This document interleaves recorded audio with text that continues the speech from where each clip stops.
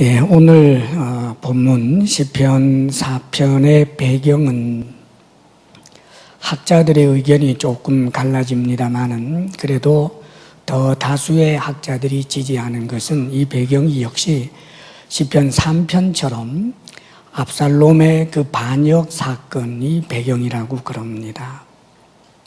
그러니까 정말 아들의 그 반역으로 인해서 피해 다니면서 가진 그런 수치와 모욕 그리고 큰 고난을 겪으면서 하나님 앞에 이제 쓴 이 시지요, 찬송시입니다. 그런데 보통 학자들의 추정은 아마 다윗이 그 밤에 하나님 앞에 고요하게 나간 그런 이제 자리에서 아마 이 시를 쓴 것으로 보고, 그래서 이제 후대의 많은 사람들은 이 시편의 8절 내가 평안히 눕고 자기도 하리니 이제 이런 그 구절을 보고 정말 고난 중에 이 시편을 읽고 묵상합니다. 그래서 보통 저녁 예배 때 그리고 개인적으로 그 고난 중에 저녁에 이 말씀을 묵상하면서 시련들을 이겨내곤 했다고 합니다. 그래서 별명이 저녁 찬송시, 또 3편은 아침 찬송시, 이제 이런 별명이 붙어 있는 거예요. 오늘 이 시편을 통해서 우리는 우리의 삶에서 일어나고 있는 크고 작은 이런저런 그런 문제들을 해결해낼 수 있는 능력과 특별히 오늘 본문의 말씀에서는 죄에 대해서 이길 수 있는 그런 길을 우리에게 가르쳐 줍니다. 오늘 말씀 먼저 1절을 함께 읽어보겠습니다. 다 같이 시작. 내 의의 하나님이여 내가 부를 때에 응답하소서. 곤란 중에 나를 너그럽게 하셨사오니 내게 은혜를 베푸사 나의 기도를 들으소서. 다윗은 역시 자신의 삶에 시련이 있을 때 가장 우선순위는 먼저 하나님께 나아가 기도하는 거지요. 그래서 이 시편에서도 기도로 시작이 됩니다. 그런데 다윗의 이 기도말, 특별히 하나님을 부르는데 내 의의 하나님이여 이렇게 부르고 있습니다.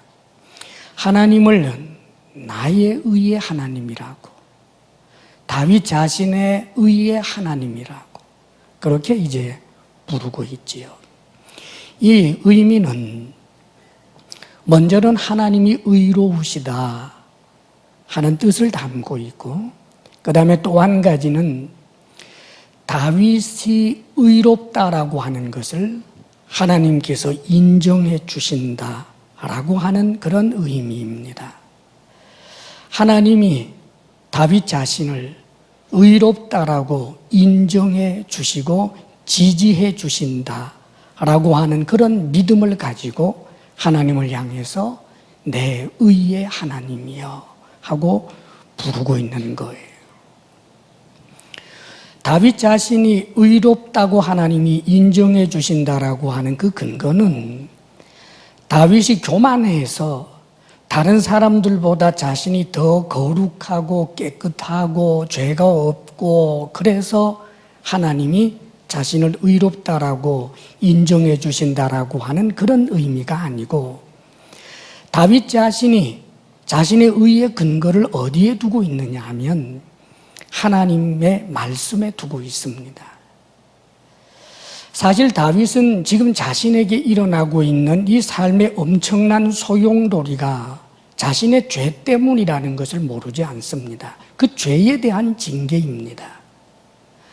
죄에 대한 징계로 자신의 아들이 이렇게 반역까지 일으키고 온 나라가 지금 벌집을 쑤셔 놓은 것과 같은 현상이 일어났는데, 놀랍게도 그런 상황에서도 자신의 의를 하나님께서 인정해 주신다고 고백하는 거예요. 그 근거가 어디일까요? 그것은 전날에 하나님께서 나단 선지자를 통해서 용서를 선언하셨는데 그것을 믿고 있는 것입니다. 하나님께서 용서하신다 하셨으니 자신의 죄, 그 과거의 죄를 하나님은 전혀 기억조차 하지 아니하시고 다윗을 의롭다고 인정해 주시는 그 하나님이라고 그렇게 믿고 고백하고 있는 것입니다. 사랑하는 여러분, 우리들이 주님 앞에 나올 때 우리는 하나님 앞에 놀랍게도 의인이 되는 것입니다. 그것은 우리 주 예수 그리스도의 구속의 은혜를 입어서 예수 그리스도를 믿는 자에게 주님의 의를 주신다고, 이걸 칭의라고 하지요. 주님의 의의 옷을 입었기에, 그래서 우리는 하나님 앞에 나올 때 하나님은 우리를 의로운 자라 인정해 주신다는 사실을 믿고 나오는 것입니다. 할렐루야. 사실 다윗의 입장에서 볼 때 많은 사람들이 다윗에게 너는 저주받았다, 하나님께 버림받았다, 너 죄 때문에 이런 일이 일어난 거야, 그러고 있는 상황에서 하나님의 그 용서의 약속의 말씀을 믿고 나를, 이 부족한 이 죄덩어리 나를 의롭다 인정해 주시는 하나님, 이 신앙 고백은 얼마나 위대한 고백인지 모릅니다. 더 나아가서 우리가 기억해야 할 것이 있습니다. 다윗이 하나님을 내 의의 하나님이라고 부를 수 있었던 것 중에 또 한 가지는, 적어도 하나님을 향하여 내 의의 하나님하고 부를 수 있는 그 현재, 다윗은 죄를 더 이상 가까이 하지 않고 있었던 것입니다. 다윗이 이 시를 쓰고 있는 그 현재 상황에도 여전히 그에게 밧세바가 있다면, 여전히 자신의 권력을 이용해서 다른 여인들을 농락하는 그런 음란한 죄의 현재에 놓여 있다면, 혹은 우리아가 있어서 여전히 자신의 권력으로 누군가를 억울하게 하고 죽이는 그런 죄의 현재에 놓여 있으면서 하나님을 향하여 내 의의 하나님이여 그렇게 부를 수는 없습니다. 다윗은 과거의 그 죄에 대하여 하나님께서 용서해 주신 것을 믿고, 그리고는 적어도 지금 현재 그 죄를 미워하고 멀리하면서 하나님 앞에 의롭고 바르게 살려고 하는 몸부림치는 치열한 현재를 가지고 있기에 하나님을 향하여 내 의의 하나님이여라고 부를 수 있었던 것입니다. 사랑하는 여러분, 하나님 아버지를 향하여 내 의의 하나님, 나를 의롭다고 인정해 주시는 내 아버지 하나님, 그렇게 믿음으로 고백할 수 있는 여러분들 되시기를 바랍니다. 그러면서 다윗은 이렇게 계속해서 기도합니다. 곤란 중에 나를 너그럽게 하셨사오니 내게 은혜를 베푸사 나의 기도를 들으소서. 의의 하나님이라고 부르면서 지금 다윗은 하나님께서 자신의 기도를 들으시고 반드시 응답해 주실 것을 믿고 있는 것입니다. 그러면서 그는 하나님께서 자신에게 주셨던 과거의 은혜를 기억하고 있습니다. 곤란 중에 나를 너그럽게 하셨사오니, 아마 다윗이 이런 기도를 드리게 된 것은 전날에 골리앗과 싸웠을 때 하나님이 도우셨던 때를 생각했을 수도 있고, 사울 왕에게 쫓겨다니면서 정말 큰 고통 가운데 있었을 때 하나님께서 도와주셨던 그 과거를 아마 기억하기도 했을 것입니다. 곤란 중엔 너그럽게 하셨사오니, 이 곤란이라고 하는 말씀은 앞뒤 좌우 그리고 모든 것으로부터 절대로 도피할 수 없는, 꼼짝달싹할 수 없는, 이제는 죽었구나 할 수밖에 없는 그런 상황에 하나님이 너그럽게 하셨다, 숨을 쉴 수 있고 기동할 수 있고 살 수 있도록 해주셨다, 구원해 주셨다라고 하는 그런 의미입니다. 지금 다윗은 현재 꼼짝달싹할 수 없는, 이제는 죽음밖에 남아있을 것이 없는 것과 같은 이 절박한 현재를 보면서 과거에 하나님께서 자신에게 베풀어 주셨던 그 은혜를 기억하고, 그 은혜를 생각하면서 이 하나님의 은혜가, 과거의 그 은혜가 오늘 현재에도 임하여 이 현재의 어려움들을 역시 하나님께서 풀어헤쳐 주시고 해결해 주시고 구원해 주실 것을 믿고 있는 것입니다. 사랑하는 여러분, 우리는 이 다윗을 통하여 특별히 중요한 믿음에 대한 것을, 신앙에 관한 것을 배울 바가 있습니다. 과거의 은혜를 현재화하는 것입니다. 과거의 은혜를 과거의 은혜로 단절해 버리는 것이 아니고, 과거의 은혜가 현재하고는 전혀 상관없는 상태로 만들어버리는 것이 아니라, 과거의 은혜가 현재의 은혜가 되도록 과거의 은혜를 기억해내고 현재에 적용을 하고 있다는 말이지요.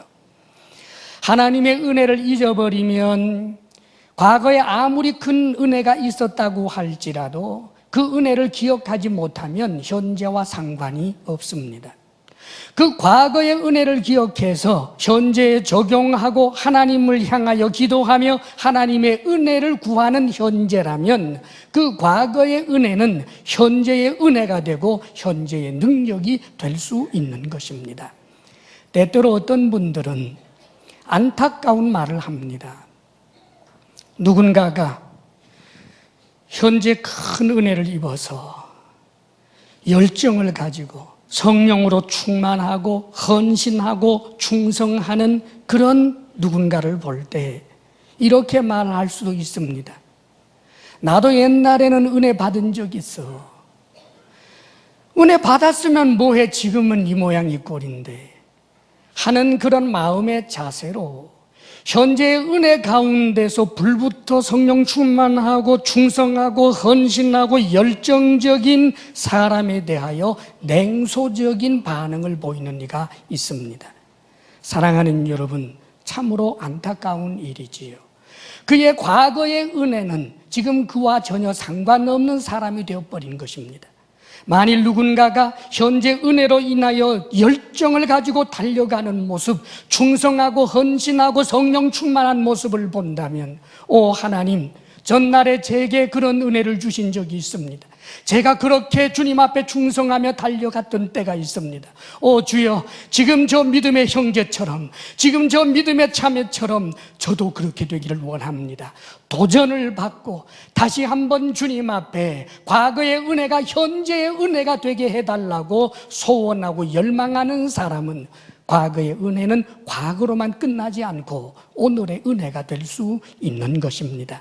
사랑하는 여러분, 언제나 풍성한 은혜의 현재를 누리며 살 수 있기를 주의 이름으로 축원합니다. 아멘. 하나님 앞에 이렇게 간절히 기도한 다윗이 이제는 이 시를 쓰면서 특별히 자기 자신을 대적하고 자신을 모욕하고 자신을 죽이려 하는 사람들, 그들을 생각하면서 그들에게 참으로 긍휼과 사랑의 마음을 가지고 이 사람들이 이렇게 변했으면 좋겠다라고 하는 그런 마음을 담아 이 시를 쓰고 있습니다. 2절에서부터 5절까지가 그 내용인데 그 가운데서 2절, 3절을 우리 함께 읽어보겠습니다. 2절, 3절 시작. 인생들아, 어느 때까지 나의 영광을 바꾸어 욕되게 하며 헛된 일을 좋아하고 거짓을 구하려는가? 여호와께서 자기를 위하여 경건한 자를 택하신 줄 너희가 알지어다. 내가 그를 부를 때에 여호와께서 들으시리로다. 인생들아, 어느 때까지 내 영광을 바꾸어 욕되게 하며 헛된 일을 좋아하고 거짓을 구하려는가? 탄식입니다. 아픔입니다. 자신의 대적자들을 보면서 분개하고 이를 갈면서 저주를 퍼부어대는 것이 아니라 언제까지 그럴 거냐? 어느 때까지 그럴 거냐? 이제는 멈춰야 되는데, 이제는 그 길 계속 가면 안 되는데, 이제는 그 일 계속 가면 안 되는데 하는 안타까움으로 이 시를 지금 쓰고 있는 거지요. 다윗이 가진 그 영광, 지금 나의 영광이라고 한 이 다윗의 영광은 다윗이 스스로 쟁취했던 영광이 아닙니다, 여러분. 다윗이 자신의 힘으로, 자신의 지혜로 참으로 없는 영광을 스스로 만들어 가진 것이 아니지요. 다윗이 왕이 된 것, 사울을 쫓아내고 스스로 왕이 된 것 아닙니다. 사울을 축출하고 스스로 왕이 된 것 아닙니다. 그런 거 생각한 적 단 한 번도 없습니다. 그런데 하나님이 다윗에게 이 영광을 주신 거예요. 하나님이 주신 이 영광을 지금 이 대적자들이 욕되게 하고 있습니다. 하나님이 주신 영광인데 그 영광에다가 지금 먹칠을 하고 더럽히고 있는 것, 이것이 지금 다윗은 너무나 안타까운 거지요. 헛된 일을 좋아하고 그럽니다. 헛된 일이라고 그렇게 말하지요. 다윗을 대적하고 다윗을 무너뜨리고 욕되게 하는 이 일들에 대하여 사실은 그 모든 반대자들이 나름대로 자신들의 일에 대한 가치를 부여하고 있었습니다. 그들은 나름대로 자신들이 하고 있는 일의 명분을 찾아냈지요. 그래요. 다윗 피를 많이 흘린 자이기 때문에 왕이 되어서는 안 돼. 다윗 우리아를 죽이고 밧세바와 간통을 한 사람이기 때문에 왕이 되어서는 안 돼. 쫓아내야 돼. 죽여야 돼. 명분, 의미 있고 가치 있다고 생각하는 명분, 이들은 찾아냈습니다. 더더군다나 수도를 옮기는데 신하들하고 의논도 없었던 저런 다윗, 저런 독재자는 척결해야 돼. 다윗, 백성들의 마음을 이해해 주지 못하고 보듬어 안을 줄 모르는 다윗보다는 다윗의 아들 압살롬이 오히려 백성들의 마음을 헤아려 주고 위로해 줄 수 있는 좋은 사람이니까 압살롬이 왕되게 하고 다윗은 왕의 자리에서 쫓아내야 돼. 죽여야 돼. 사랑하는 여러분, 이들이 내세웠던 그런 명분들은 가치 있어 보였습니다. 그런데 지금 다윗이 헛된 일이라고 말하지요. 왜요? 그것은 하나님 앞에 서게 될 때 그들이 내세웠던 모든 명분들이 전혀 가치가 없기 때문입니다. 그들이 목소리를 높여서 세워놓았던 그 모든 명분들이 하나님 앞에 가게 되면 찬란한 뜨거운 태양빛 아래에서 눈이 녹아버리듯이 그 가치라고 하는 것이 다 소멸되고 헛되고 헛된 것에 불과하기 때문입니다. 그래서 다윗은 이 헛된 일을 어느 때까지 할 것이냐? 정말 무가치한 그 일을 어느 때까지 할 것이냐? 하나님이 동전 한 잎에 가치도 주지 아니하는 그 일을 왜 언제까지 할 거냐? 안타까워하고 있는 것입니다. 그러면서 거짓을 구하려는가? 라고 말합니다. 그렇죠. 이들은 사실 거짓말쟁이들이었습니다.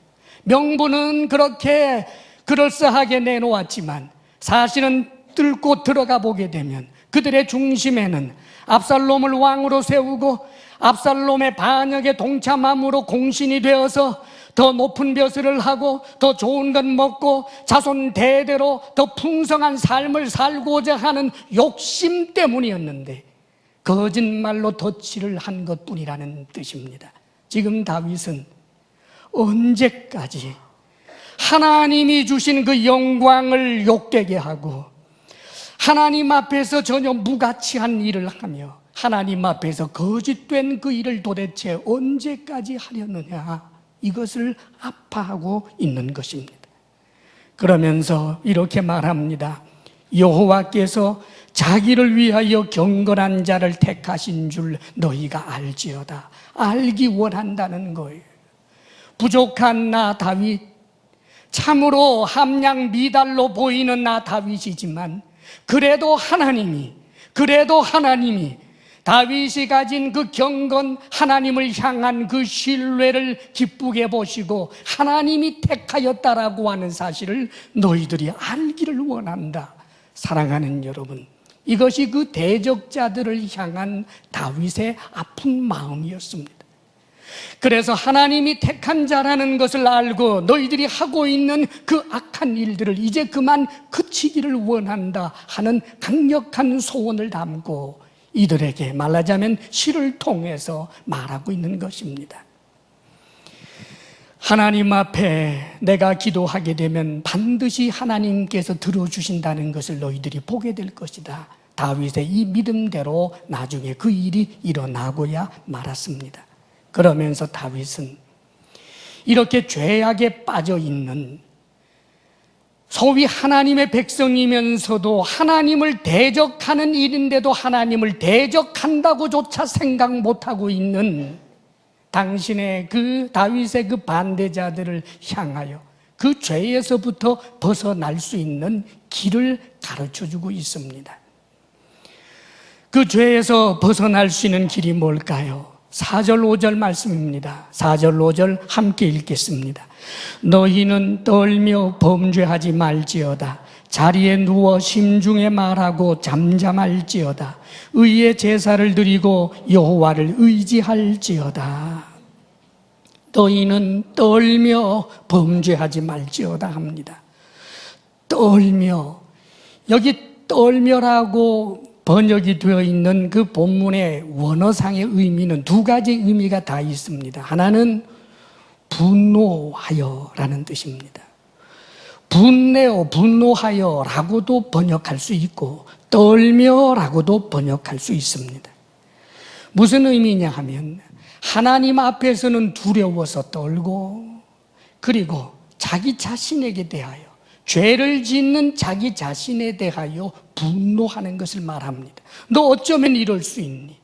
너 어쩌면 이런 죄를 지을 수 있니? 너는 정말 악한 자야 하며 자기가 자기 자신에게 대하여 분노하고 하나님을 향하여서는 그 죄로 인하여 벌벌 떨게 되는 것, 바로 이것을 말하고 있는 것입니다.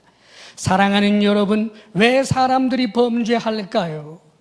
자신이 죄를 지어도 자기 자신에 대하여 의분이 일어나지 않기 때문입니다. 자신이 짓는 죄에 대해서는 너무나 관용적이고 허용적이기 때문입니다. 동시에 하나님을 두려워할 줄을 모릅니다. 죄를 지어도 그 죄를 너무나 가볍게 생각합니다. 하나님께서 쉽게 용서할 수 있는 것으로 그렇게 치부해버리고 맙니다. 사랑하는 여러분, 떨며 하나님 앞에 두려워하며 자기 자신에게 분노하며 범죄해서는 안 되는 것입니다. 왜냐하면 죄는 가벼운 것이 아니기 때문입니다, 여러분. 이 죄는 반드시 심판이 있기 때문입니다. 사랑하는 여러분, 우리 하나님 살아계십니다. 살아계시는 그 하나님, 그 앞에서 우리가 죄를 짓는다라고 하는 것은 하나님의 목전에서 하나님의 얼굴의 앞에서 하나님이 눈을 부릅뜨고 보는 그 현장에서 죄를 짓는 것입니다. 사랑하는 여러분, 내가 땅끝에 간다 할지라도 거기 하나님 계시고 내가 은밀한 어느 골방에 들어가도 여전히 거기 하나님이 계시는 것입니다. 사랑하는 여러분, 내가 모든 사람을 다 속이고 보지 않는 곳에서 죄를 짓는다 할지라도 우리는 하나님의 불꽃 같은 눈 앞에서 하나님 얼굴에 말하자면 침을 뱉으며 죄를 짓고 있는 것입니다. 하나님 앞에서 한 이 범죄는 반드시 하나님께서 심판하시는 것입니다. 그렇기 때문에 죄를 무서워하고 두려워해야 합니다. 죄를 가볍게 넘기지 않기 때문입니다. 그리고 계속해서 이렇게 권해주지요. 자리에 누워 심중에 말하고 잠잠할지어다. 낮에 소란냈다는 말이지요. 낮에 반역하는 사람들, 그 대적자들하고 함께 음식도 먹고 함께 대화를 나누고 전략을 짜면서 들은 소리들 많습니다.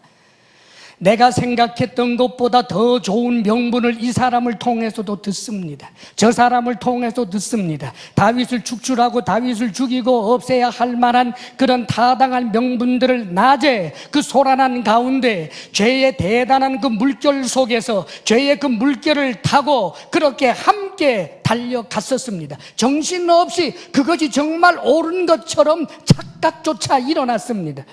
내가 나를 속인다는 것조차도 생각하지 못할 그런 상황이 되었었습니다. 그런데 이제 다윗이 말하는 거예요.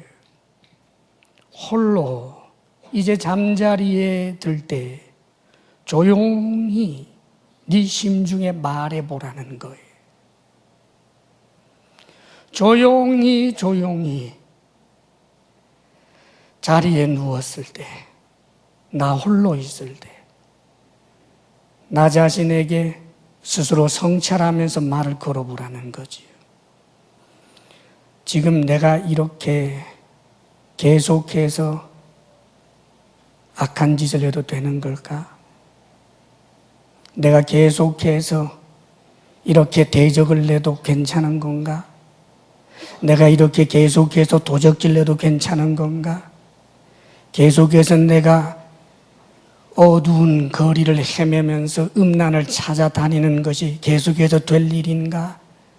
누군가를 미워하며 그 미움을 전달해서 상대방이 고통받는 것을 즐기는 이 짓을 내가 계속해도 되는 건가?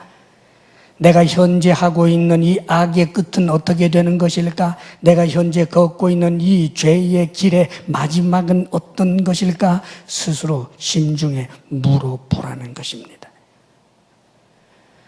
사랑하는 여러분, 많은 사람들이 죄를 지을 때 스스로 묻지 않습니다. 죄를 짓는 것, 죄의 낙을 즐기기 위해서는 더 이상 곰곰이 생각하고 물어보면 힘들어지니까, 그래서 의식적으로 자기 심중에 자기 성찰하는 일을 하지 않습니다. 고요한 가운데 자기 자신에게 물어보면 성령께서 내 양심을 건드리면서 내게 응답해 주는 말씀들이 있을 터인데, 짐짓 귀를 닫아버리고 짐짓 자기 성찰을 안 합니다. 사랑하는 여러분, 지금 다윗은 그 대적자들에게 이것을 주문하고 있는 것입니다. 생각해 보라는 거예요. 정말 지금 걷고 있는 그 길이 축복의 길인지, 지금 하고 있는 그 일이 정말 복된 길인지, 정말 가치 있는 일인지, 계속해서 그렇게 가게 되면 거기 멸망이 자리하고 있는 것은 아닌지 심각하게 생각하라는 것입니다. 그래서 이건 길이 아니구나, 이건 악이구나, 하나님의 심판이 있을 수 있겠구나, 내가 구원을 잃어버릴 수도 있겠구나 하는 죄에 대한 그 깊이와 죄에 대한 그 넓이가 생각이 나게 되면, 지금 다윗은 이렇게 권합니다. 의의 제사를 드리고 여호와를 의지할지어다. 의의 제사를 드리라는 거예요. 의의 제사가 뭘까요? 하나님께서 받으실 만한 향기로운 제사, 이것은 제물을 들여서 드리는 제사를 말합니다. 전날에 이스라엘 백성들이 하나님 앞에 제사를 드릴 때 가축을 잡아서 드리지요. 소나 양이나 염소에 머리에 손을 얹고 자신의 죄를 전가하는 전가의식을 행합니다. 그리고는 자기 대신 소를 혹은 양을 잡아서 하나님 앞에 드리는 제사, 이게 바로 의의 제사입니다. 그런데 사랑하는 여러분, 다윗의 대적자들은 이런 제사 안 드렸겠습니까? 아니요, 그들도 번제를 드리고 화목제를 드렸을 것입니다. 자기들끼리 모여서 자신들에게는 여전히 예루살렘이 있기 때문에, 그래서 아마 그들이 하나님 앞에 번제도 드리고 화목제도 드렸을 것입니다. 그런데 그들이 드린 이 제사는 의의 제사가 아니었습니다. 그 제사를 종교적인 행위로 진행은 하지만 그 제사가 끝난 바로 그 자리에서 또 역시 다윗을 쳐낼 것을 모의하는 일들, 악한 짓을 어떻게 하면 효과적으로 할 수 있을까, 어떻게 후궁들을 어떻게 하는 것이 좋겠다 따위에 악한 것들만을 의논하고 있었기 때문입니다. 사랑하는 여러분, 의의 제사가 뭡니까? 의의 제사란 죄를 아파하고 애통해하는 마음으로 드리는 제사입니다. 짐승을 잡아드리면서도 오 하나님, 이 소 대신, 이 양 대신 사실은 제가 죽어야 하는데 저로 인하여 이 양이 죽습니다. 제가 도적질 냈기 때문에 이 양이 죽습니다. 제가 음란했기 때문에 이 양이 죽습니다. 하나님 용서하여 주옵소서. 애통하는 마음으로 드리는 제사, 동시에 그 죄를 후회할 뿐만 아니라 하나님 이 도적질 하는 데서 벗어나게 하소서, 이 음란의 자리에서 벗어나게 하소서, 이 악한 자리에서 벗어나게 하소서 하며 하나님의 도움을 구하는 제사, 그게 바로 의의 제사입니다. 오늘날 우리의 예배도 마찬가지입니다. 여러분, 우리가 예배 때 하나님 앞에 한 주간 동안 우리가 범죄한 것을 고백하는 그런 예전을 행합니다. 하나 사랑하시는 여러분, 종교적인 예전으로만 끝난다면 그것은 아무런 의미가 없습니다. 죄를 아파하고 애통해하는 마음이 없다면, 죄에 대하여 스스로 분노하는 마음이 없다면, 죄로 인하여 하나님의 심판을 두려워하는 마음이 없다면, 그리고 이제 이 죄에서부터 완전히 떠나기를 소원하는 그런 마음이 없다면, 사랑하는 여러분, 그 예배는 영과 진리로 드리는 예배가 아닌 것입니다. 우리가 하나님 앞에 나와 예배할 때 나를 의롭다 하신 하나님 앞에서 내가 죄가 많아도 괜찮다가 아니고, 과거의 나의 모든 죄를 용서해 주신 하나님 앞에 현재 내가 가지고 있는 죄가 있다면 이 죄를 주님 앞에 내어놓고 애통하는 마음으로 예배를 드리며, 오 하나님, 이 악에서부터 나로 떠나게 하옵소서 하는 결단이 함께 있을 때 의의 제사요, 그것이 바로 의의 예배가 되는 것입니다. 하나님 앞에 의의 예배를 드릴 수 있기를 주의 이름으로 축복합니다. 그리고 나서 비로소 여호와를 의지할지어다 라고 말합니다. 사랑하는 여러분, 다윗이 자신의 대적자들을 향하여 하나님 여호와를 의지하라, 무슨 뜻입니까? 이제 너희들이 도모하고 있는 그 일을 하나님을 의지해서 성공시키라는 말이겠습니까? 그럴 리가 없지요. 이들이 하나님을 의지하라라고 한 그 의미가 뭘까요? 이 의지한다는 것은 하나님을 믿는 것을 말합니다. 그런데 무엇을 믿느냐는 말이에요. 하나님을 의지하고 하나님을 믿어서 이들이 하나님께 도움을 얻어서 현실적 변화가 일어나야 할 가장 중요한 것은 현재 다윗을 대적하면서 현재 하나님이 세운 왕인 다윗을 대적하고 다윗의 영광을 욕되게 하고 헛된 것을 따라가고 거짓 속에 있는 거기에서부터 벗어나는 것, 하나님을 의지함으로 그렇게 되라는 것입니다. 그렇습니다. 사랑하는 여러분, 우리가 하나님을 의지함으로 내가 꿈꾸는 어떤 목표를 이루는 것, 그것이 1차적인 것 아닙니다. 내가 하나님을 의지하고 믿는 것, 그것은 내가 성공신화를 잘 써내기 위하여가 아닙니다.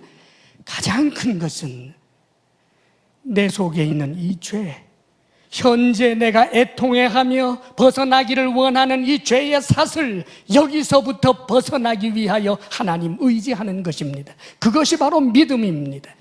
사랑하는 여러분, 우리가 예수 그리스도를 믿음으로 하나님 앞에 의롭다 함으로 인정받고 용서를 받는다라고 하는 것은 분명히 복음입니다.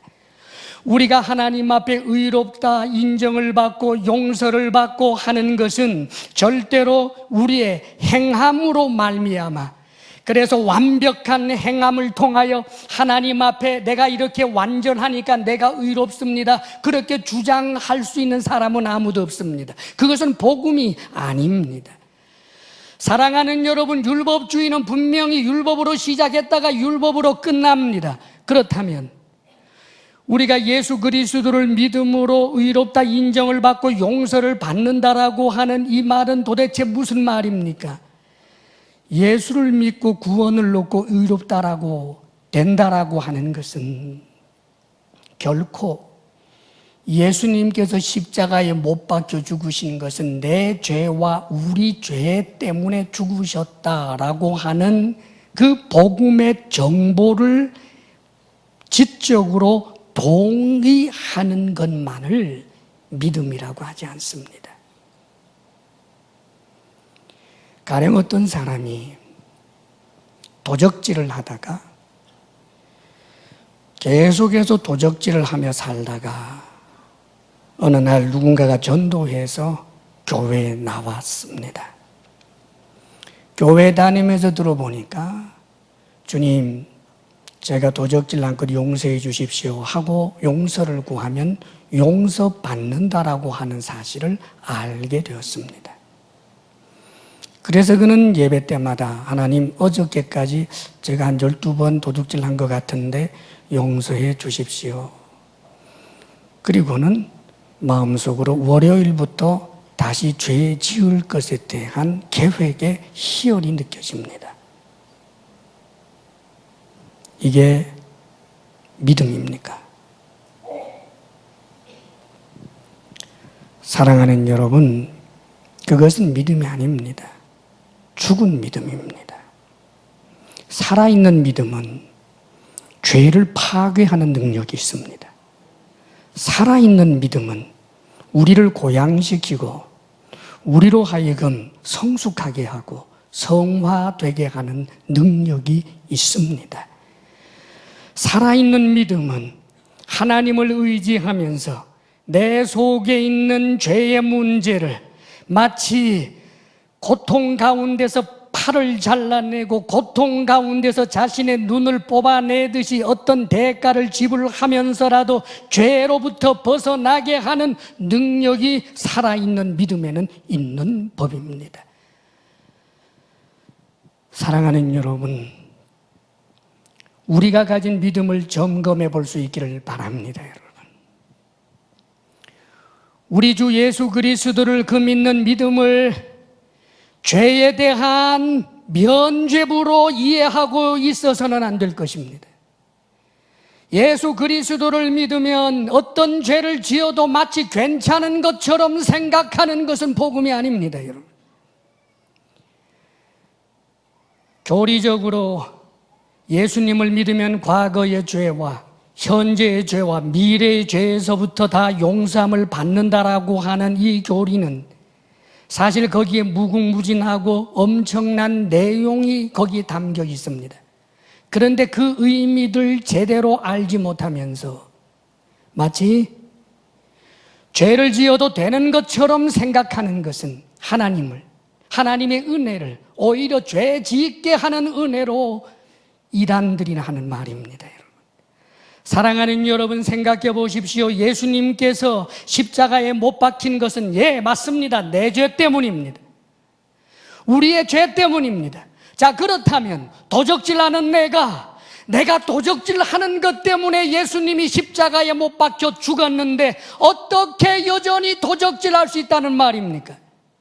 정말 그것이 살아있는 믿음이라면 나 때문에 죽은 주님을 생각하며 감사와 감격과 애통함이 묻어나오는 것이 살아있는 믿음 아닙니까?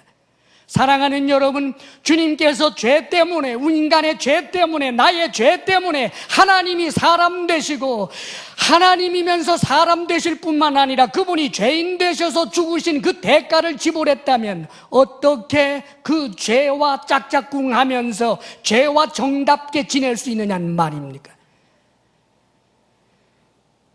내 속에 있는 죄, 예수님을 믿음으로 잠시 떠난 그 죄가 내게 다가와서 나로 하여금 너에게 거할 처소를 마련해 달라고 죄가 애원을 한다고 할지라도 정말 믿는 믿음의 사람이라면 이렇게 외칠 것입니다. 내 속에는 예수 그리스도가 있고 예수님이 죄 때문에 죽었다. 너로 인하여 죽은 것이다. 나는 더 이상 너하고 가까이 하지 않을 것이다 라고 선언할 것입니다. 이게 바로 믿음입니다. 사랑하는 여러분, 물론 하나님께서 우리에게 완벽함을 요구하는 것은 아닙니다. 가령 도적질하던 자가 예수님을 믿으면서 내 죄 때문에 예수님이 죽었다라고 하는 것을 깨닫고 울고 애통해하며 죄를 후회하고 이제는 이 죄를 멀리할 것을 결단을 했습니다. 그렇게 해서 한 달, 두 달 지내다가 그만 어떤 상황에서 죄의 유혹에 또다시 도적질할 수 있습니다. 그러나 그럴 때 다시 한번 주님 앞에 나아가서 애통해하며 울고 하나님 나를 용서하여 주시고 이 도적질하는 죄의 이 사슬에서 노예 상태에서 나를 벗어나게 하옵소서 하며 무릎걸음으로 계속하여 주님 앞에 나아갈 때 그는 주님을 의지하는 것이 되고 그가 주님을 의지하는 그 믿음으로 말미암아 그는 언제부터인가 그 도적질하는 죄에서부터 점점 떠나 있는 모습을 보게 될 것입니다. 사랑하는 여러분, 이것이 살아있는 믿음입니다. 지금 다윗은 자신의 대적자들을 향하여 하나님을 진심으로 의지해서 더 이상 죄의 포로 상태로 있지 말 것을 구원하고 있는 것입니다. 오늘 우리에게도 마찬가지입니다. 여러분을 죄의 포로 상태에 끌고 있는 것 있다면 사랑하는 여러분, 여러분의 믿음을 점검하십시오. 애통해 하십시오. 그리고 하나님 앞에 결단하며 도움을 구하십시오. 하나님을 의지하십시오. 그리할 때 진정한 자유를 누리게 될 것입니다. 여러분. 자신의 반대자들, 악한 자들, 대적자들에게 이렇게 권한 다윗이 다시 하나님을 향하여 눈을 들고 이렇게 기도로 마무리합니다. 6절 말씀에 이렇게 기록합니다. 여러 사람의 말이 우리에게 선을 보일 자 누구뇨 하오니 여호와여 주의 얼굴을 들어 우리에게 비추소서. 여러 사람, 이제 아마 다윗을 추종한 사람들일 수도 있겠습니다. 지금 함께 도망을 다니는 사람들일 수도 있겠습니다. 그들이 우리에게 선을 보일 자 누구뇨? 좋은 일을 볼 수 있겠느냐? 절망적인 것 아니냐? 이런 상황입니다. 그런데 다윗은 확신 있게 이렇게 기도합니다. 여호와여 주의 얼굴을 들어 우리에게 비추소서. 하나님께서 사랑의 얼굴로 바라보시면서 사랑의 빛을 비추어 주실 때, 긍휼의 빛을 비추어 주실 때, 돕는 은혜의 빛을 비추어 주실 때 모든 사람들이 선한 것을 볼 수 없다라고 생각하는 이 절망적인 상황에서도 선한 것, 좋은 것을 보게 될 것이라고 믿고 있는 것입니다. 사랑하는 여러분, 그렇습니다. 다윗은 끊임없이 하나님께 나아가며 하나님의 얼굴을 구하고 하나님의 얼굴이 비출 때 항상 선한 것, 좋은 것을 보게 될 것, 가장 좋은 것을 보게 될 것을 그는 믿었던 것입니다. 그러면서 이 믿음으로 말미암아 그런 놀라운 고백을 하고 있지요. 7절, 8절 말씀입니다. 함께 우리 읽어보겠습니다. 시작. 주께서 내 마음에 두신 기쁨은 그들의 곡식과 새 포도주가 풍성할 때보다 더하니이다. 내가 평안히 눕고 자기도 하리니 나를 안전히 살게 하시는 이는 오직 여호와이시니이다. 주께서 내 마음에 두신 기쁨을 이야기하고 있습니다. 지금 기뻐할 상황이 아니지요. 아들이 반역을 일으켰고 자신은 언제 죽을런지도 모릅니다. 완전히 사방이 다 막혀버렸습니다. 그런데 지금 다윗의 마음속에는 하나님이 주신 기쁨이 있다는 것입니다. 왜요? 그가 하나님의 얼굴을 늘 구하고 있었기 때문입니다. 하나님을 의지하는 살아있는 믿음이 있었기 때문입니다. 죄를 멀리하고 죄의 현재가 되지 않게 하며 하나님께서 나의 의를 의롭다고 인정해 주실 그 하나님의 얼굴을 구하고 있었기에 그의 마음속에는 놀랍게도 하나님이 주신 기쁨이 있었다는 말입니다. 이 기쁨이 얼마나 놀라운 것인지, 마치 농부가 1년 동안 열심히 농사를 지어서 참으로 풍성한 소출을 보면 얼마나 보람을 느끼고 기뻐하겠습니까? 현대인들로 말한다면 직장 생활에서 참으로 아주 복잡한 그런 프로젝트를 맡아서 정말 잠도 자지 않고 노심초사하고 애를 써서 땀을 흘려서 그 프로젝트를 완성해서 좋은 결과가 나오게 되었을 때 그 일을 진행한 사람은 얼마나 기쁘겠습니까? 그런데 이런 기쁨보다 더 큰 기쁨이 있다는 거예요. 사랑하는 여러분, 다윗은 자신의 아들에게 쫓기는 상황에서, 사람들이 너는 저주받았다라고 말하는 그런 상황에서, 자신에게 일어난 이 상황이 하나님께로부터 징계의 매를 맞고 있는 상황이라는 것을 잘 알면서도 그에게는 기쁨이 있었습니다. 왜냐하면 하나님의 이 징계는 죄에 대한 대가가 아니라 다윗이 다시는 그와 같은 범죄의 사람이 되지 않도록 하기 위하여 하나님께서 드신 사랑의 매라는 것을 알기에, 하나님이 짐짓 눈을 크게 뜨시면서 얼굴을 굳히면서 회초리를 들고 때리지만 때리시고도 싸매시는 하나님의 사랑임을 알고 있었기에 그에게는 기쁨이 일어났던 것입니다. 그뿐만 아니라 내가 평안히 눕고 자기도 하리니 그에게는 말로 형용할 수 없는 평안이 있었던 것입니다. 하나님이 주시는 이 평안, 하나님과 나와의 친밀감에 의해서 일어나는 이 평안, 광야에서 어떻게 잘 수 있느냐고요. 언제 쳐들어올 수 모르는데 그런데 어떻게 평안히 눕기도 하고 잘 수가 있느냐고요. 사랑하는 여러분, 믿음이 있는 사람, 산 믿음이 있는 사람, 산 믿음이기에 정말 하나님을 의지할 수 있는 사람, 살아있는 믿음이기에 정말 악에 대하여 죄에 대하여 피 흘리기까지 싸우며 죄에 포로된 상태에서 벗어나기를 참으로 열망하는 사람, 그리하여 내 의의 하나님이여라고 부를 수 있는 그 사람은 이런 기쁨을, 이런 평안을 누릴 수 있는 것입니다. 여러분의 믿음이 나중에 죽어서 천국 갈 때 잠깐 꺼내 보이는 그런 것으로 생각하지 마십시오.